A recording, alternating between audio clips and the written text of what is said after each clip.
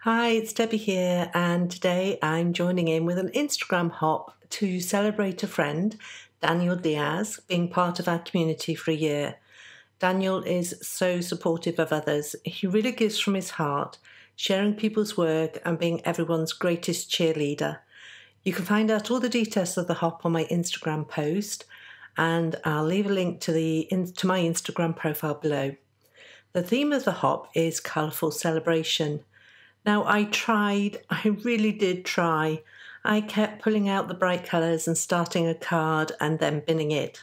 I came to the conclusion that everybody's definition of colour is different and everyone's favourite rainbow comes in different hues.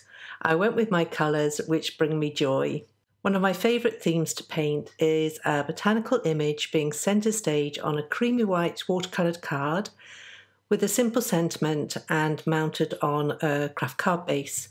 I used the Sketch IRIS stamp set, which does come in matching dies, although I didn't use those.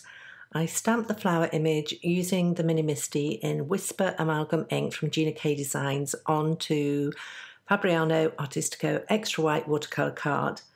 I'm coming to the conclusion that the ink card combination is critical when trying to get a no-line watercoloured look. I found this ink works beautifully on the Fabriano card, but have had less success on Archers, so keep that in mind if your no-line watercolouring isn't as no-line as you'd like. Try different ink and card combinations to get the best result.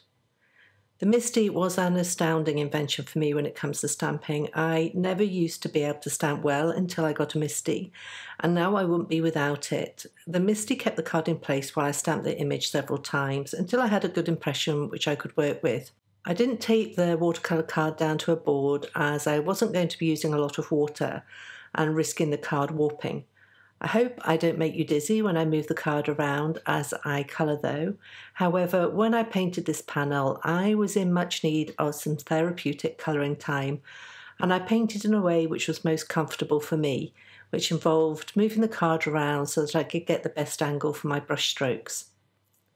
I started with the leaves and painted a first layer in what I'm thinking was undersea green. I put a light wash down and then added a more concentrated mix of paint in the shadow areas.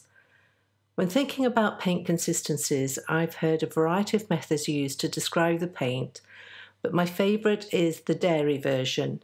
When mixing paint, you can use a light wash of skimmed milk consistency, and there are various stages working through full fat milk to light cream and then onto a thicker creamy mix.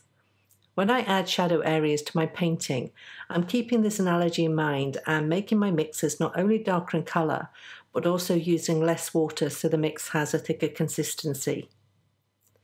Watercolour has a mind of its own, which leads to the wonderful effects when painted. However, learning about the paint means that you have a better understanding of what might happen. I won't say that I can control watercolour.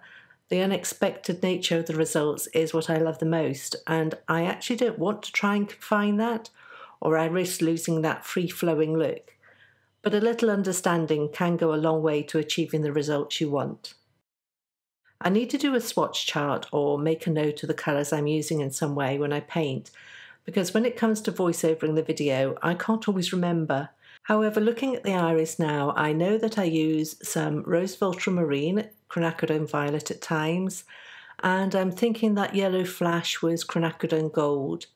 There's also some pinks in there. Quinacridone Coral is a favourite of mine.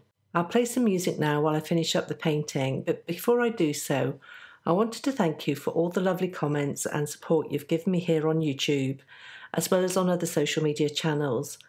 However, I'm relatively late to the regular YouTube tutorials, and I really appreciate being welcomed so wholeheartedly.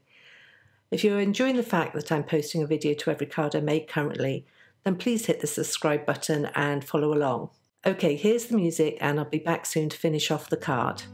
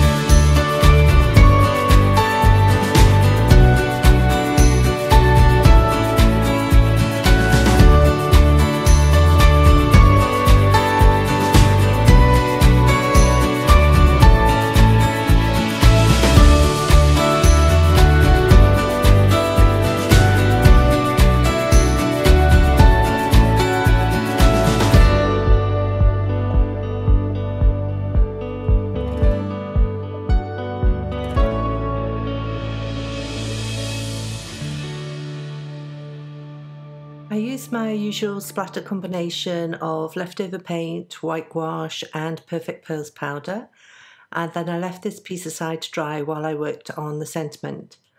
I didn't need to look anywhere else other than the Sketch IRIS set, as there are some lovely sentiments included. I stamped the friend greeting on black card I treated with anti-static powder, with clear embossing ink and then white heat embossed. This sentiment seems particularly appropriate seeing as we're talking about celebrating a new friend, Daniel Diaz, in our card making community.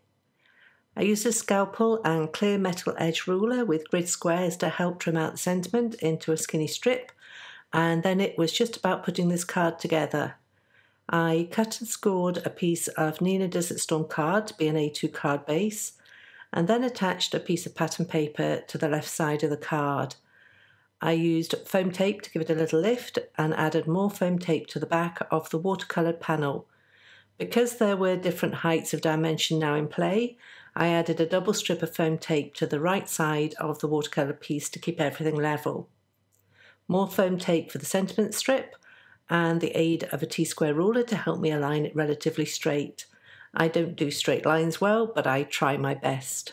I added a combination of honeysuckle Nuvo droplets and little things from Lucy's card pearls and sequins, and added with Gina K-Connect glue and the aid of a Marvy jewel picker. And that completes this card in what is very much my colour palette, to join in with Daniel's colourful celebration Instagram blog hop for his 1 year anniversary. For details of the hop, pop on over to my Instagram grid and look for a photo of this card, and you'll find everything you need to know there. I'll leave links below where you can find the products that I've used today. Also, I'll leave a link to my blog post where you'll find more details of this card. Thanks for joining me. I hope you've enjoyed this tutorial, and if you want to see more, I've put 2 videos up on the screen for you to check out. Thanks, and I'll see you next time.